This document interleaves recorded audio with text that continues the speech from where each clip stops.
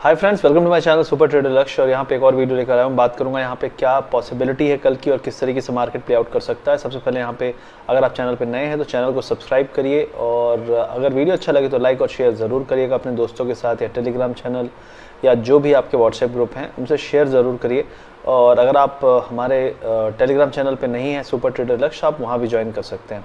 अब हम बात करेंगे यहाँ पे मार्केट की किस तरीके से प्ले आउट हुआ। तो आज का जो मार्केट था ओवरऑल आपने देखा कि बहुत बड़ा एक गैप अप जैसे खुला, और फिर उसके बाद अच्छे से एक रन अवे रैली हुई, लोगों ने चेस किया। और उसमें एक्चुअली आज जो गैप अप था उसकी खासियत ये थी, गैप अप के बाद भी जो कॉल्स थे उन्होंने इतना मौका दिया कि अगर आप खुलने के बाद भी कॉल लेते तो आपको अच्छा खासा मूव मिलता खुलने के 1-2 मिनट के अंदर।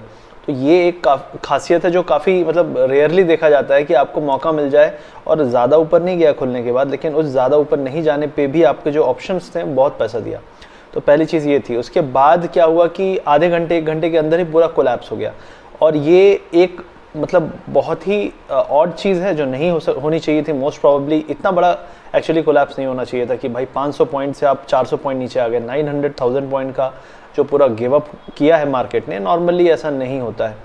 तो ये हुआ। तो हमने तो सुबह सुबह कल का कैरी फॉरवर्ड था आपका बजाज फाइनेंस, इंडसइंड बैंक और निफ्टी बैंक निफ्टी के कॉल्स, और खुलते ही निकल लिए क्योंकि उसके बाद हमें समझ में आ गया था कि यार हो सकता है कुछ गड़बड़।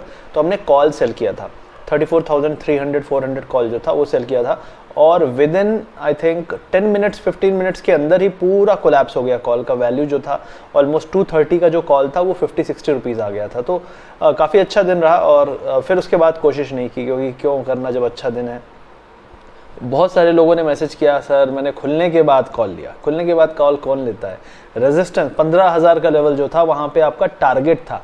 टारगेट पे पहुंचने पे हम निकलने की सोचते हैं, घुसने की नहीं। उसके बाद डिप आएगा तो हम कोशिश कर सकते हैं, लेकिन ओवरऑल जो मार्केट का स्ट्रक्चर ऐसा लग रहा था कि ये बस आ गया है, यहाँ पे रुकने और टिकने नहीं आया है। तो उस तरीके से फिर हमने सोचा, तो हम तो निकल गए थे। लेकिन बहुत सारे लोग ये नहीं समझते हैं कि मार्केट सिर्फ ऊपर ही नहीं जाता जाएगा, आपको डेफिनेटली रिवर्सल भी मिलेंगे। और 3 दिन से क्या मार्केट नीचे जा रहा था? नहीं, ऊपर जा रहा था। तो लगातार ऊपर जा रहा है, तो ऑलरेडी ओवरबॉट काफ़ी हो चुका था 2-3 दिन में। और ये जो एक्सपायरी होती है इसके कारण जो मॉर्निंग में लोग जो शॉर्ट्स थे वो कवर कर लिए और नए शॉर्ट्स बन गए ऊपर जाके। तो ये चीज़ आपको समझनी पड़ेगी, चेज़ नहीं कर सकते। अभी तक मार्केट चल रहा था, लेकिन एक्सपायरी है, एक्सपायरी में किस तरीके से चीज़ें होती हैं ये आपको समझना पड़ेगा। आप जस्ट ब्लाइंडली बुलिश है तो बाय कर लूँ, ऐसा नहीं होगा। और जो निफ्टी का था, निफ्टी का जो आपका लेवल है करीब 15,080 या 15,050 जो था लेवल, मैंने बताया भी था कल के वीडियो में, पॉसिबिलिटी बन सकती है। ऑलमोस्ट 15,040 तक गया, 40 के आसपास। तो वहाँ से अब मुझे क्या पॉसिबिलिटी दिख रही है कि हम जो हमने क्लोजिंग दी है 14,900 पे दी है। और ऐसा नहीं है कि मार्केट ने टोटली गिव अप करके हाई पे आपका कि कोई ऐसा चांस नहीं छोड़ा है। चांस छोड़ा है अभी भी। अगर आप देखेंगे तो हम ना दिन के हाई पे ना लो पे बंद हुए, हम बीचों बीच बंद हुए हैं। तो मुझे ऐसा लगता है अगर एक और अटेम्प्ट मार दे ये मार्केट और जाके 15,080-90 टच करे और फिर से गिव अप करे, तो कंफर्म हो जाएगा कि ये टॉप है। तो उसके लिए एक दिन और कंफर्मेशन आए तो ज़्यादा बेटर होगा। अगर यहाँ से सीधे गिरने लगे मार्केट, तो आपको जो सपोर्ट है वो आज का लो जो था 14,800, वहाँ पे सपोर्ट है।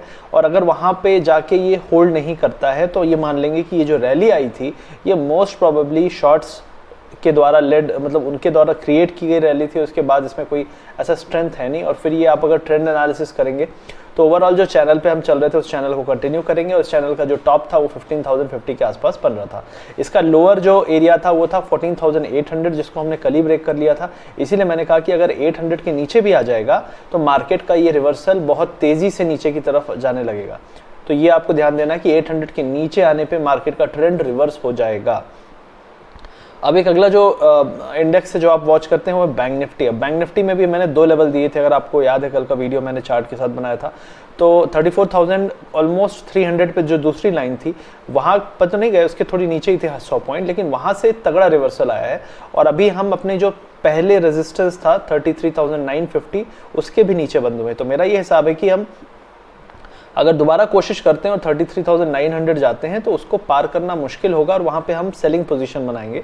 मोस्ट प्रॉब्ली कॉल सेलिंग का एक अच्छा एरिया है, आप 200 पॉइंट का तो स्टॉप लॉस रखना पड़ेगा आपको और वहाँ पे आप कॉल सेलिंग कर सकते हैं, मेरा ये कहना है। पुट खरीदेंगे नहीं खरीदेंगे वो हम अभी देखेंगे।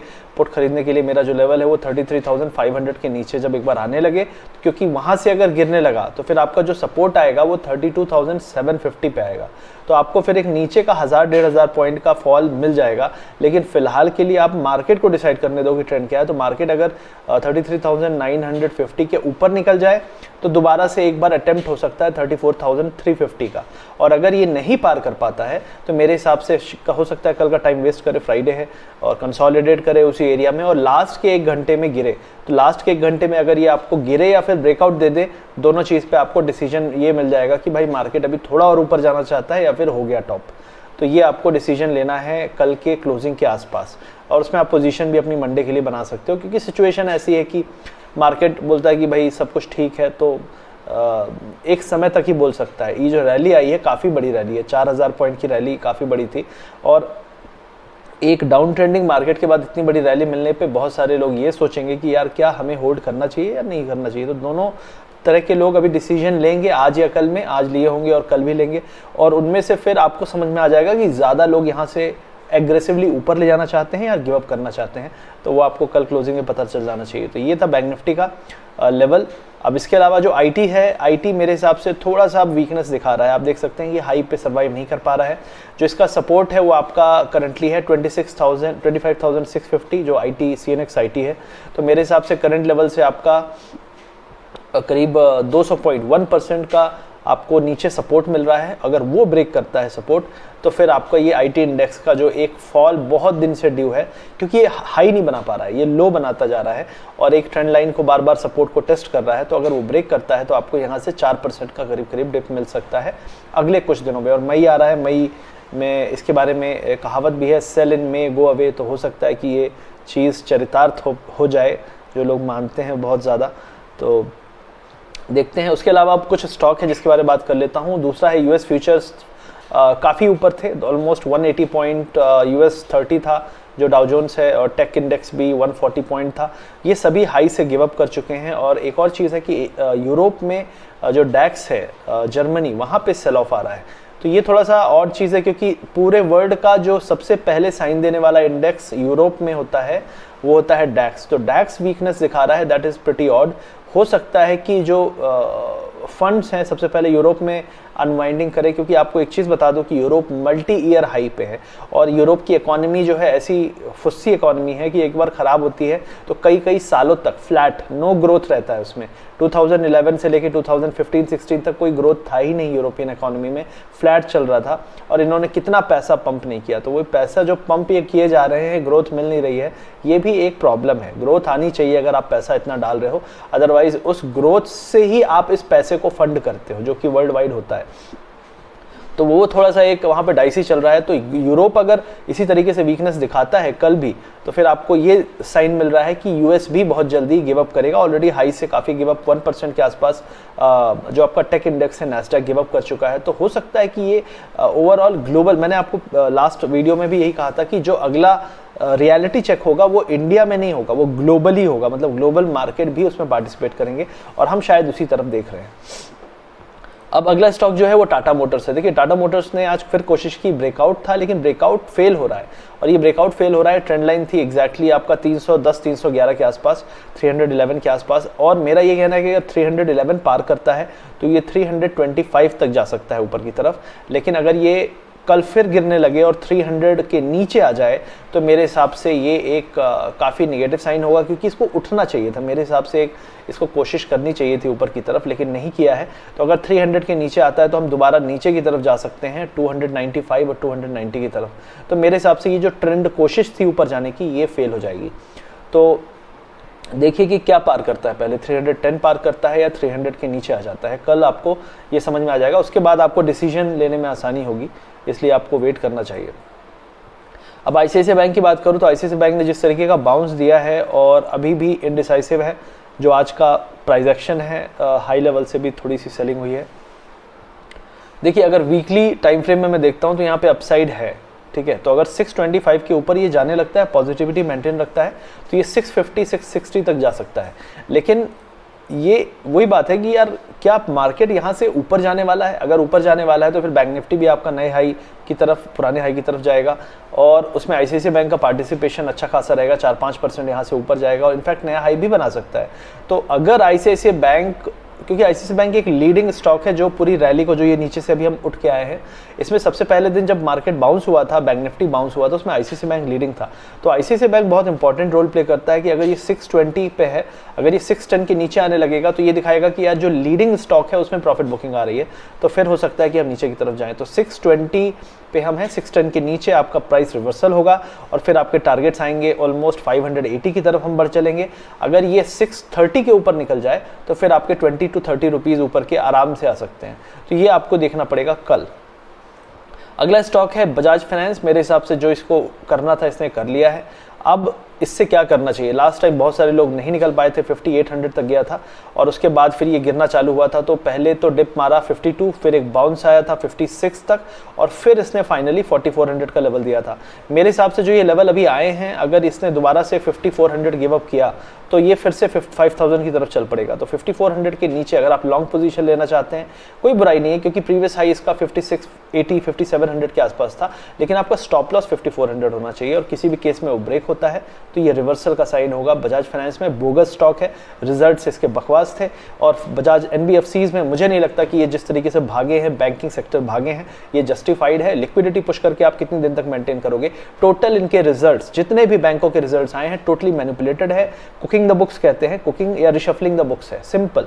आप ये बताओ कि आप इस सिचुएशन में आप प्रोविजनिंग नहीं कर रहे हो, प्रोविजनिंग कम कर रहे हो, ये तो पहले साल से ज्यादा बुरी सिचुएशन है। सिर्फ गवर्नमेंट ने नेशनल लॉकडाउन नहीं बोला है, लेकिन क्या लोगों के बैड लोन्स खत्म हो जाएंगे? क्या लोगों को प्रॉब्लम है, जिनकी नौकरी चली गई, जिनका बिजनेस बंद हुआ है, उनके लोन्स वो कैसे पे करेंगे? और अगर वो लोन पे नहीं कर पाएंगे तो वो लोन को दोबारा से सेटल या जो भी रीस्टेट करेंगे या जो भी करेंगे, लेकिन वो आज पे करने की स्थिति में नहीं है, तो वो लोन किधर जाएगा?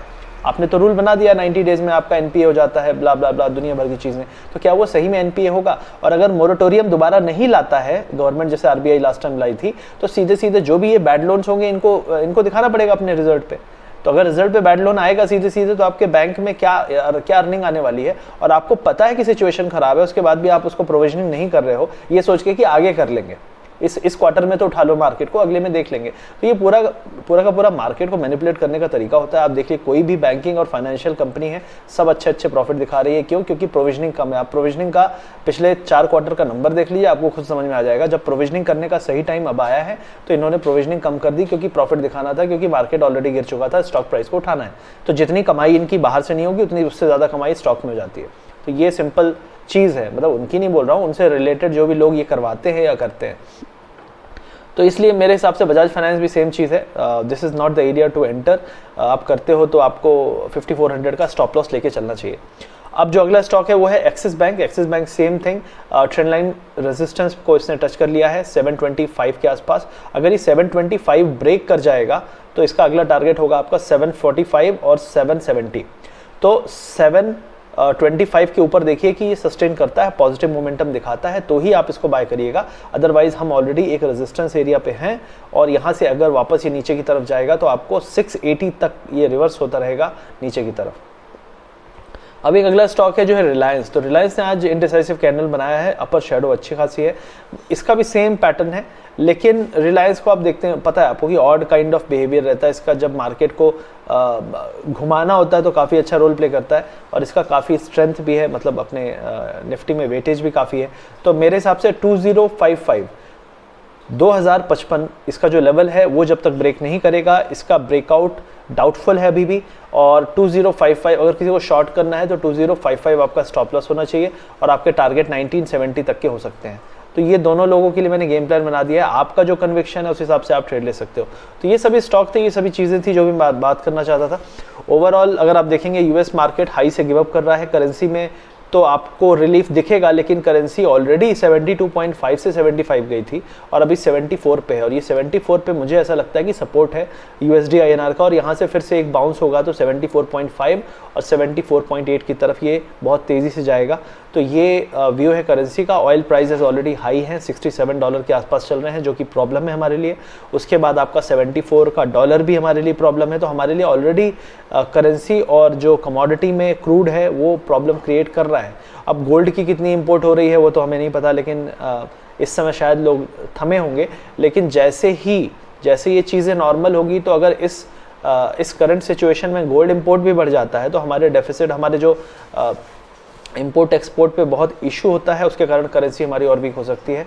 तो अभी फ़िलहाल के समय जो करेंसी है उस पर आईटी के लिए नेगेटिव है, लेकिन आईटी के स्टॉक्स में भी कोई खास करेक्शन हमने देखा नहीं है। तो मुझे ऐसा लगता है कि अगर यहाँ से करेंसी ऊपर जाएगी तो आईटी तो संभालेगा, लेकिन बैंक को संभालने वाला कोई नहीं होगा। और अगला जो फॉल होगा उसमें सबसे पहले आपको नोटिस ये करना होगा कि बैंक क्या कमज़ोरी दिखा रहे हैं।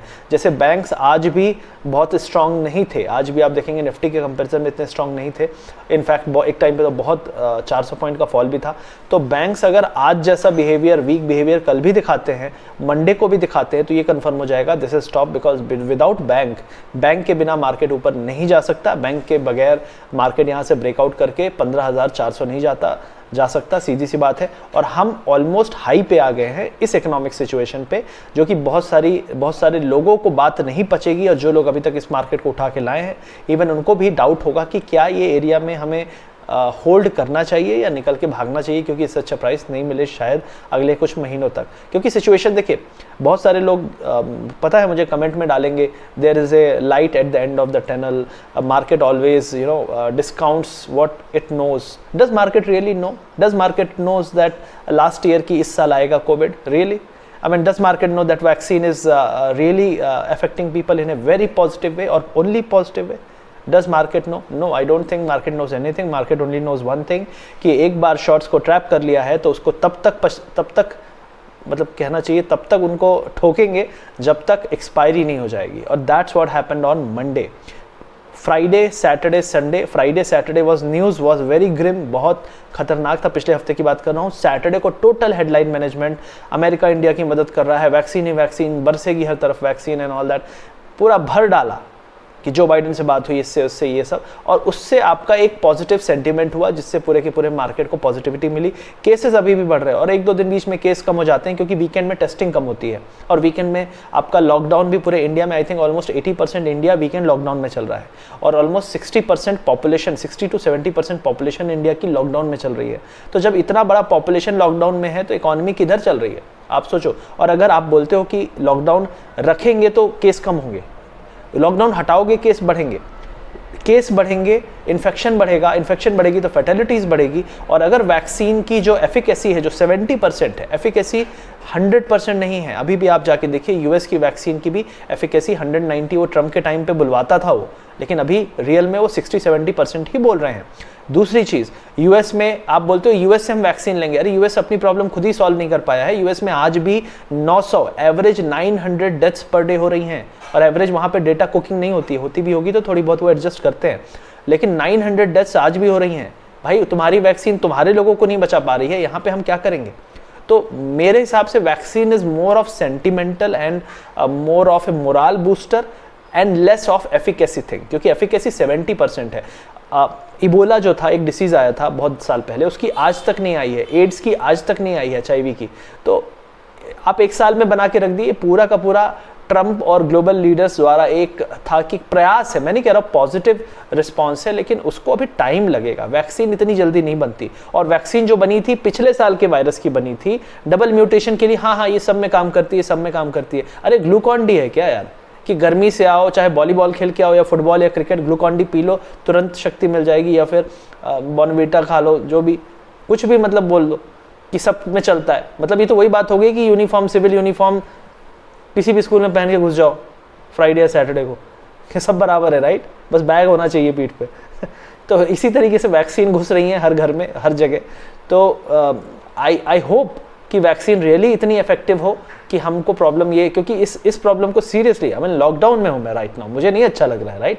आई like to go out, I like to play cricket and football and all, लेकिन नहीं अच्छा लग रहा है। तो मैं चाहता हूँ, लेकिन मैं मैं वो सवाल जो दिमाग में है कि क्या ये एफर्ट रियली जेन्युइन है, रियली है, तो यूएस में 1000 लोग क्यों पर डे अभी भी डेथ्स हो रही हैं? यूएस में अभी भी 50, 60, 80 हज़ार केसेस आ रहे हैं। 80,000 जब पहली बार आया था तो बवाल मच गया था मार्केट में। यूएस में 80,000 केसेस, आज भी 70, 60 कितने चल रहे हैं। तो it's very important to understand कि प्रॉब्लम को सॉल्व करने से चीज़ें ठीक होंगी, ना कि बोलने से कि प्रॉब्लम सॉल्व हो जाएगी। ठीक है, तो जो ये कोट्स देते हैं कि there is light at the end of the tunnel and blah blah blah, उनको ये समझना है कि किसी को नहीं पता कि ये प्रॉब्लम कब सॉल्व होगी, किसी को नहीं पता। कोई है जिसको पता है तो मेरे सामने लाओ, उसको टीवी पे, उसको आज ही नोबेल पुरस्कार और सभी पुरस्कार दे दिए जाएं जितने हैं पूरी दुनिया के, मानवता को बचाने के लिए। तो this is all the thing going on. TV में देखते हैं पूरे दिन तो समझ में आता है। So I hope you guys are doing good and take care of your family and stay safe.